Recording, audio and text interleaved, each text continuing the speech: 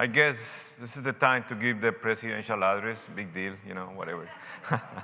But anyway, I'm honored to be, serving as a chair for the section, which, is like, I would say, a culmination of many years serving the society, which make me very proud because I think this is the best place in organized spine surgery that actually advocate for us, educate. It's an amazing society. Thank you to I want to say thanks to all the team, all the officers. I mean, it's amazing, like Secretary Zach Ray, he's doing everything for me. Everybody is amazing, and my previous, I would say, chair mentors, Adam Canter, Eric Potts, and obviously the other ones that are here. So anyway, so I was thinking over the last few months, what can I say during the presidential address? And I was thinking that there is nothing more impactful right now in our life than artificial intelligence and how will actually impact what we do, the spine. So just imagine this. Patients wake up after spine surgery. For the first time in many years, they can move with no pain. Then they take like a deep breath, expecting to have this stabbing pain that they've been having for many years, and it's not there anymore. So then they look at you, and they look at, the surgeon is right there. But this time, actually, something was different. Actually, you as a surgeon, you were not alone on that operating room. Behind every cut that you made, every screw that you put, every real-time adjustment that you did, there was another presence, and actually was artificial intelligence. And the interesting thing is that artificial intelligence didn't replace you, actually enhance what you did. And it was able to see behind of the human eye what you can see. It was processing thousands of key points, and he was actually able to predict complications before they happen. And because of that, this patient that was losing all the hope woke up to a future that he was not thinking, and you put it back on the road. So this is actually not science fiction. It's happening right now. I'm going to show you this, for example. This is an MRI that actually with AI algorithm can go and immediate tell you this patient has stenosis, this has much. And, I feel bad for the diagnostic radiologists because they may become obsolete very soon, but this is what we have. What about preoperative planning? This is also happening right now. You take an X-rays, you see what is that. Immediately, the system with AI give you a three-dimensional view of the spine. It tells you these are the parameters that we want to have. This is what you want to do. Can you deliver that? And then, even today, when we're using all these enabling technologies, all of them, they're actually start getting fed by AI. So this is impressive. So I would say AI is not changing everything. It's changing medicine. It's changing how we diagnose, how we operate, and how we treat. So we as spine surgeons, we are actually a starting turning point because AI is changing everything what we do. So this is actually the turning point where we have to decide. Are we going to lead AI or are we going to get left behind? Because to be honest, our profession as spine surgeons is under attack. We have a lot of challenges. And I want you to show you what I think is the big three challenges that we have as a spine in our profession. So you're looking here, and actually I want you to take a look at this slide very good. This talk actually was generated 100% by AI. All these pictures are generated by AI. But take a look how careful you have to be with AI. Read the signs. There's a lot of typos on there. Just imagine if AI itself can make typos doing and generating an image, what about taking our decisions what we do? So that's why it's so important. We have to be in control of the AI. How? You will let me know. I'm going to show you the problem today, but I will tell you this is very important. So What's these problems? Insurance companies, they're deciding right now what surgeries can do and what surgeries cannot do, instead of trusting our expertise. We as a surgeon, we're finding right now doing negotiating instead of being in the operating room. And don't take me wrong, Praveen, Adam, Alp, these guys that have been doing MBAs, but the system has been pushing us too hard that now we have to actually become MBAs, become business people to be able to survive what we do.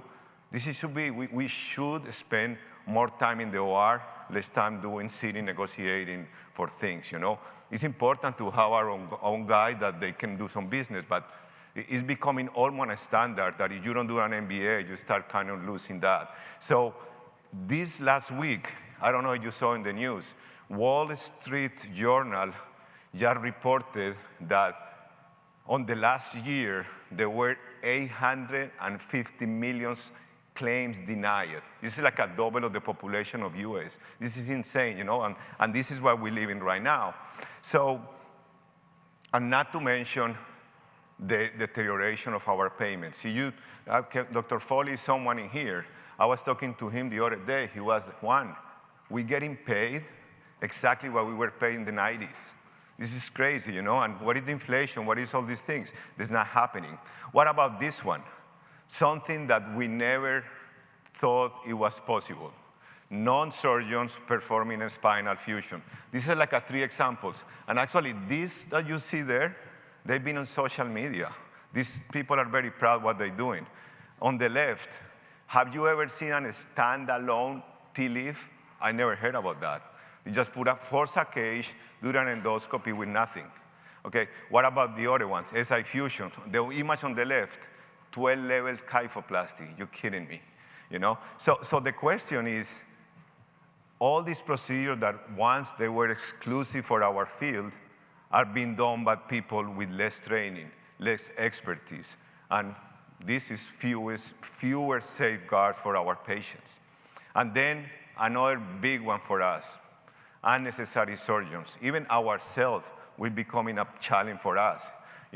This one damaged our patient trust, not only, and also not only affecting that person, but also all of us.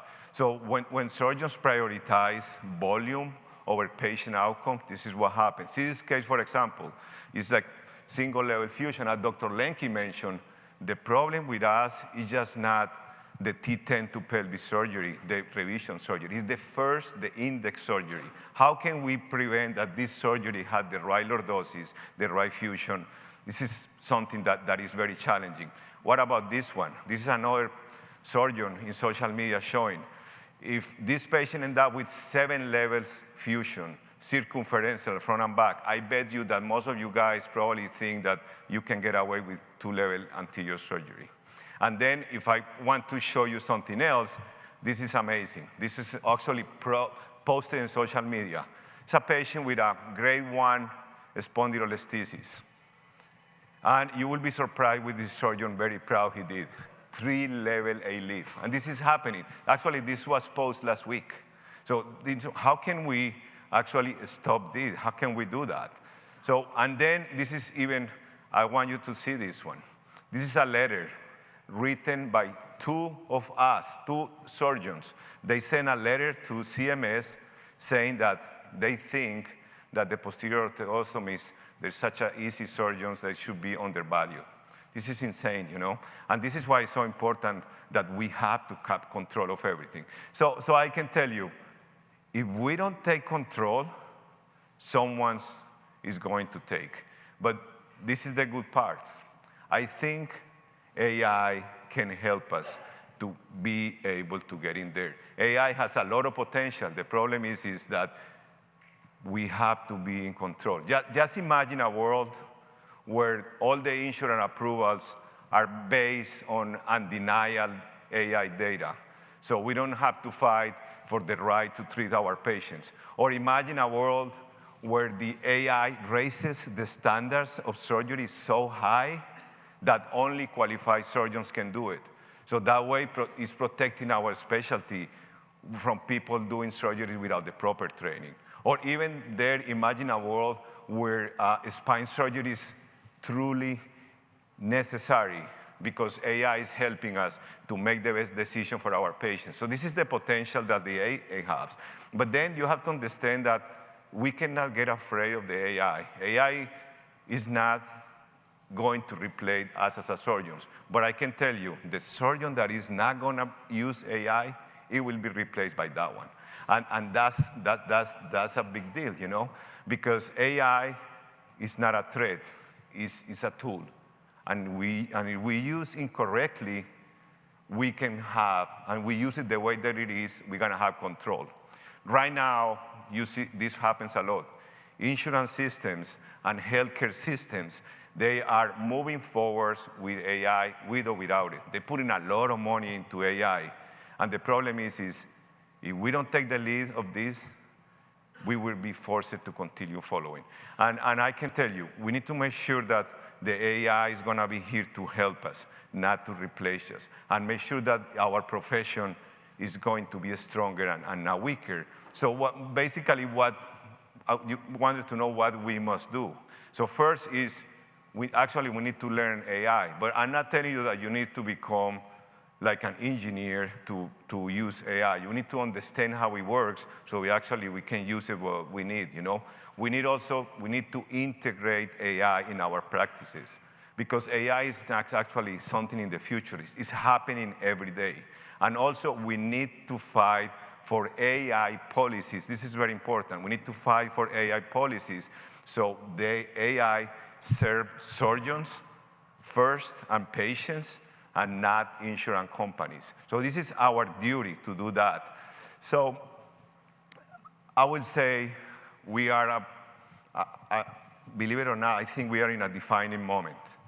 In the future, the young surgeons, they're gonna be, everybody that is young in here, they're gonna look back and they're gonna say, these people that are in here, these people were very instrumental in my career, and what we are today is basically paved the road by them. So we have one option.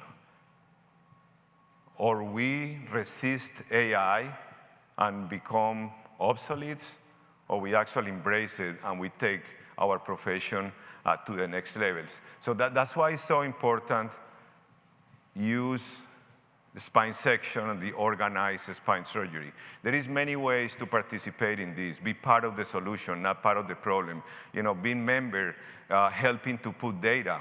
The data that is on the field is dictated by us. If we don't put a good data, you saw that letter that was sent by these surgeons about taking down the posterior. They were using papers that say that scoliosis patients go home in 5 days. So they can manipulate the algorithms to tell them exactly what they want to listen. So that's why it's so important, the spine section and the society for us. So, and then what is the future? I would say the future is AI, and the future will start today. So the choice is our choice.